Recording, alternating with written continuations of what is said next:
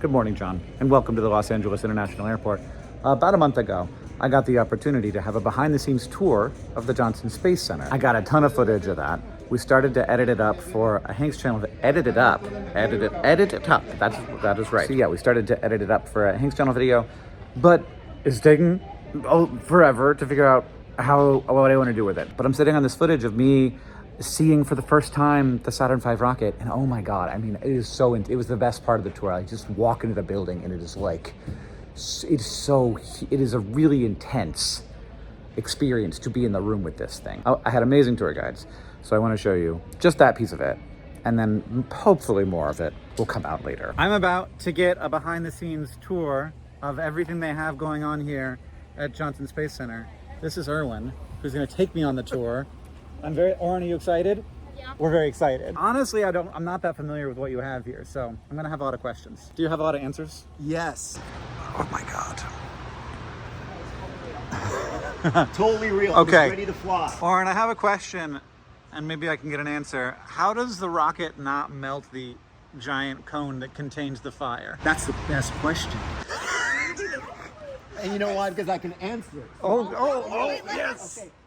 Do you know? Tungsten. Tungsten? You think it's just a really high materials, melting point metal? But also, you see that baffling? The tube that goes around the engine? Oh, yeah. The tube. That is where we have the fuel, which is RP1, which is a fancy name for kerosene. And that fuel would go around the cone to cool the cone, but also prepare the fuel for burning. So it like warms the fuel up. Yes. And while cooling down the metal. Yes. Yeah. We do it with cars, we do it with airplanes. Oh, okay. Yes. So birds do it with their feet. No. I did not. No, I stumped you. Okay. What we're looking at is the first stage. This is a multi-stage rocket. Chief designer is Werner von Braun. Was there a reason why explosive bolts already existed, or were they invented for this?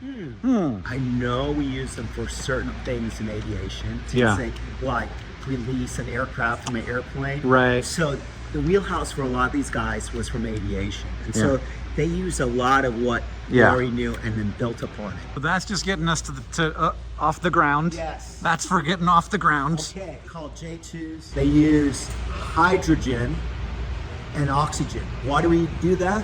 It's a lot more efficient. Yeah. We've got a lot more power. And so this took the astronauts. Well, why didn't you do that down there? Cost? No, the size.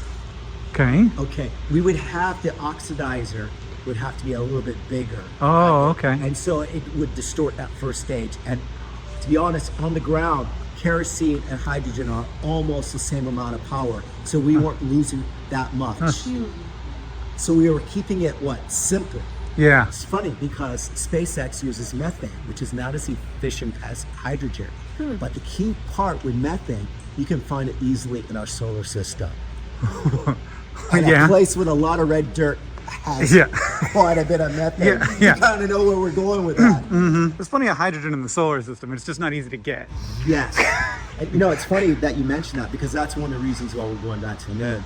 We're going to go where the water is. So we can get the water, extract oxygen, but we also have hydrogen as a fuel. I love that. Don't have to take it with us. There you go. Because the biggest problem for all of us is the weight. Oh yeah. And getting off the Earth. Most of that's to carry the fuel in this, and most of this is to carry the fuel in that. Yes. Did this just, they built this whole thing and never launched it? President Nixon cut the program because we had a budget problem, we had a war problem, and we wanted to save costs. Plus, there was a brand new idea for a spacecraft with wings that would go up like a rocket and fly like an airplane. The space shuttle ultimately stopped this. Okay, so this is the stage that took us to the moon, the third stage. Mission control and the astronauts get together. Mission control gives the order, you're a go for TLI, translunar injection. They fired that J2. See where Sasha is standing? That J2 is very unique of an engine. It's the only engine of its type that had the ability of turning on and off in the vacuum of space. So just think about no air, super cold. And how do you light that thing? It's hard to light charcoal at home. Okay. Well, but it's not hard to light, oxygen and hydrogen mixing together. Yes. That's fairly easy to do. Is it just a spark? What do they do? Yes. Just a little spark plug? Maybe. But for over 30 years, Rocketdyne, the rocket company, was the only one that could do it. Today, SpaceX and Blue Origin. Same idea. Okay, so that hollowed out area, that's where we fit the lunar lander. Oh man. Yeah. Can I go up there? I guess so. Go up there, because you know what's up there? The brains. The brains? Yes. Those are the computers for the Saturn V. Oh. And we're talking about kilobytes of power. Oh man. There's a lot of them. There's a lot of them. It's very similar to an avionics bay in a jet airliner.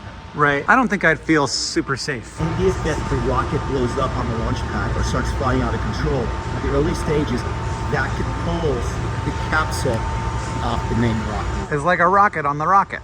Yes. Artemis has a similar system. We updated the name. It's the Launch Abort System. And a few different forms. One of the guys in the 60s. Yeah. Okay. So there's a window. What's the window for? Is that just so that like the guy who orbited could like look at the moon and be like, "Hi, moon"? Okay, so Buzz Aldrin, Neil Armstrong, those are the guys that walked on the moon. But you had the third astronaut, Mike Collins. Yeah. He is the most important one because he's going to get him back home. He's driving that thing. There's a joystick inside. There is a window, and how do they navigate? They use the stars. Oh, so like the window has a purpose? Yes. So would they not have put a window in if they didn't need it? They were thinking about it. They were going to make it fully automated, but the astronauts in the early days said no. And that was able to see something. That was during the Mercury time, so they kind of kept the window in the. And they used the stars, like they used freaking like Magellan. John, seriously, thank you for coming to LA to shoot Ask Ink Anything with me. It's been a crazy trip, and now I'm going to go home. I'm very much looking forward to it, and I'll see you on Tuesday.